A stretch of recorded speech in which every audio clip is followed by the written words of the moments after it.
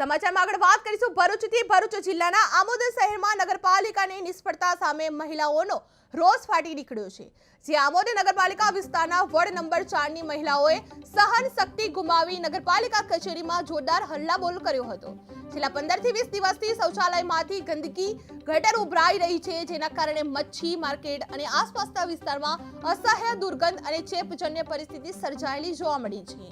જે વારંવાર લેખિત અને મૌખિક રજૂઆતો છતાં નગરપાલિકાએ કોઈ કાર્યવાહી ન કરતા મહિલાઓ ટોળા સાથે કચેરીએ પહોંચીને જવાબ માંગ્યો હતો અને ગંભીર પરિસ્થિતિ હોવા છતાં નગરપાલિકાના મુખ્ય અધિકારી અને પ્રમુખ ગેરહાજર રહેતા મહિલાઓનો રોષ વધુ વધ્યો હતો।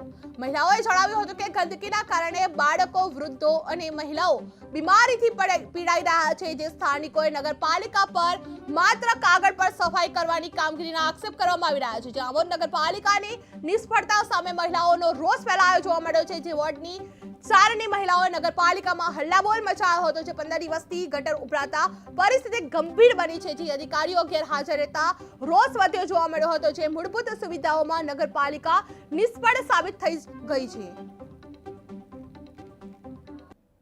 नमस्कार दर्शक मित्रों, के टीवी विशेष में आपનું हार्दिक स्वागत है। आमोद नगरपालिकाમાં ટોળા લઈને આવવાની જાણે પ્રથા પડી ગઈ અને કોઈને નવાઈ જ ના હોય તેવી અવારનવાર 8 દિવસે 10 દિવસે 15 દિવસે મહિને ઘટનાઓ બનતી જ રહે છે।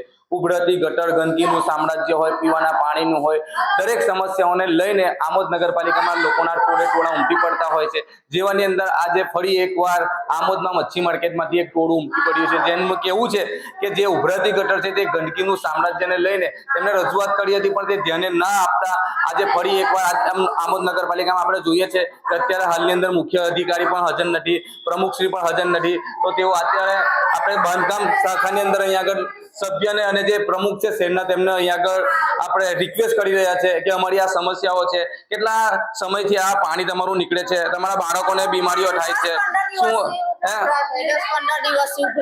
તમે કોઈને કીધું તું આવું? કોઈને કીધું તું? કેટલા દિવસથી કીધું બેન તમે? અત્યાર સુધી કોઈ નથી આવ્યું? તો અહીંયા આગળ લોકોને કેવડાવે છે પરંતુ કોઈ આવતું નથી। બેન અંદર ખસો ને અમને પૂછી લઈએ પેલા બેનને। તો ઘણા બધા બાળકો પણ અહીંયા આગળ આવી પહોંચે છે આપણી સાથે। શું કહેશો, આ કેટલા દિવસથી આ સમસ્યા છે તમારી? 15 થવાયા ઘરના આંગણ પાણીનો બંબાકાર છે, આખી ગટર ભરેલી છે। આ મારા નાના છોકરા, મારું કોઈ છે નહીં, હું દોષી એટલી ઘરમાં કમાઈ ખાઉં છે, મને કોઈ પંજાની આવક મને કોઈ દેતું નહીં। હવે તમારે એક છોકરી બીમાર પડી, સરકારી દવાખાને દવા લાવી અને છોકરીની દવા કરો અને મારું જૂઠું હોય તો તમે નગરપાલિકા જોવા હેરો બરાબર। હવે અપડી ચાલો પેલું કઈ પાણી સંડાસનું માટું નહીં। તો જે શૌચાલયનું ગંદુ પાણી છે તે લોકોના ફળિયામાં અને ઘરોની અંદર ઉભરે છે, જેને લઈને એક દાદીમાની એક બાળકી છે તે પણ બીમાર પડી છે। તેમને સામૂહિક આરોગ્ય કેન્દ્ર ખાતે સારવાર માટે મૂકવામાં આવી હતી અને તે અત્યારે નગરપાલિકાને કહી રહ્યા છે કે સ્થળ પર આવીને જુએ કે અમારા ઘરની અંદર બીમાર લોકો છે અને જે ઉભરાતી ગટર છે તે 15 દિવસથી એમની આ ઉભરાતી ગટરની સમસ્યા છે, પરંતુ નગરપાલિકા પાયાની સુવિધા આપવાની અંદર તદ્દન નિષ્ફળ નીવડી છે। વારંવાર લોકોના ટોળા અહીંયા આગળ ઉમટી પડે છે, ફક્ત કાગળ ઉપર જ કાર્યવાહી કરવામાં આવે છે। RCM માંથી ઘણી વાર અહીંયા આગળ જે તપાસ થાય છે પરંતુ તે પણ કાર્યવાહી થતી નથી, કારણ કે જો થતી હોત તો આજે આ ટોળું આજે મચ્છી માર્કેટમાંથી જે આ બહેનો આટલી બધી આવી છે પોતાના નાના બાળકોને લઈને, મોટી સમસ્યા છે, ગંભીર સમસ્યા છે, પરંતુ નગરપાલિકા આ બાબતે કોઈ પણ જાતનું ધ્યાન દોરતી નથી, જેને લઈને વારંવાર આવી ઘટનાઓ આમોદ નગરપાલિકામાં બને છે। કેટલાક લોકો માટલા ફોડે છે તો કેટલાક લોકો ટેબલની ઉપર કચરો ઠાલવીને જાય છે। તો આજે ફરી એકવાર આપણે જોયું છે જે નગરપાલિકાને જે પાયાની સુવિધા આપવી જોઈએ તે આપતી નથી। હવે આવનાર સમયમાં જોવાનું રહ્યું કે આ જે ગંભીર સમસ્યા છે તેનું નિરાકરણ ક્યારે આવે છે। જાવેદ મલિકનો રિપોર્ટ, કે ટીવી ન્યૂઝ ગુજરાતી, આમોદ। તો દર્શક મિત્રો, આપણે અત્યારે હાલમાં નગરપાલિકામાંથી જે વિસ્તાર છે મચ્છી માર્કેટ, ત્યાં કે ટીવી ગુજરાતી ન્યૂઝની ટીમ પહોંચી છે અને ત્યાં તમને લાઈવ દ્રશ્ય બતાવીશું કે આ જે ઉભરાતી ગટર છે તે ગટરના દ્રશ્યો તમે જુઓ કે અહીંયા આગળ લગ્ન મહોત્સવનું પ્રસંગ પણ છે, બીજી બાજુ અહીંયા આગળ ધાર્મિક સ્થળો પણ આવેલા છે, અહીંયા આગળ ઘણું મોટું ટોળું અહીંયા આગળ મહિલાઓનું ભેગું થયું છે, જે બાબતને લઈને ઘણીવાર આ જે ઉભરાતી ગટર મુખ્ય રસ્તા પર જ આ મુખ્ય રસ્તો છે, બજારમાં જવાનો મુખ્ય માર્ગ છે, તે રસ્તા પર જ ગંદકીનું સામ્રાજ્ય છે। તમે ઠેર ઠેર સુધી જુઓ, દૂર સુધી આ જે શૌચાલયનું આ જે ગંદકીનું પાણી છે તે ગંદકીનું પાણી દૂર સુધી ફેલાયું છે। વારંવાર રજૂઆતો લોકો કરે છે પરંતુ નગરપાલિકા ધ્યાન દોરતી નથી તેવું અહીંના સ્થાનિક નાગરિકોનું કહેવું છે।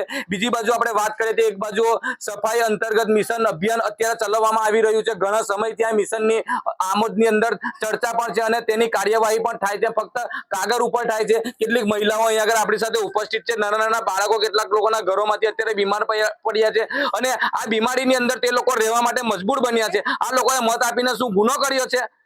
ખૂબ જ ગંભીર બાબત કહેવાય કે આ લોકોએ મત આપીને ગુનો કર્યો હશે એટલા માટે આ લોકોનું કામ નહીં થતું। શું કહેશો બેન, તમે લોકોએ મત આપ્યા છે કે નથી આપ્યા આ લોકોને? આ ગંદકી તમે કેટલા સમયથી વેઠો છો? 20 દિવસ થયા। કેટલાક લોકો તમારા ઘરોમાં બીમાર છે? બધા છોકરા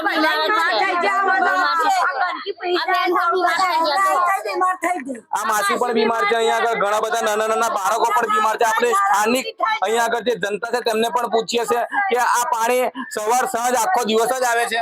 આખો દિવસ જ આવે છે ને, આખો દિવસ આ પાણી અહીંયા આગળ આવું ગંદકીનું શૌચાલયનું પાણી ઉભરાય છે, તેવાની અંદર અહીંના જે સ્થાનિક નાગરિકો તે રહેવા માટે મજબૂર બન્યા છે અને આ નગરપાલિકા જાડી ચામડી ધરાવે છે, જેને લઈને આ ગરીબ લોકોનું સાંભળતી નથી તેવું પણ અહીંયા આગળ લોકો આક્ષેપ કરી રહ્યા છે। કારણ કે કહી શકાય છે કે આ લોકોને વારંવાર રજૂઆત કરે છે, આ લોકો ફક્ત કાગળ ઉપર કાર્યવાહી કરીને RCM સુરત સુધી મોકલી આપે છે, પણ હું તો RCM અને પ્રાદેશિક કમિશનરને પણ કહીશ કે તમે લોકો સ્થળ પર લોકોને પૂછો કે અહીંની શું પરિસ્થિતિ છે।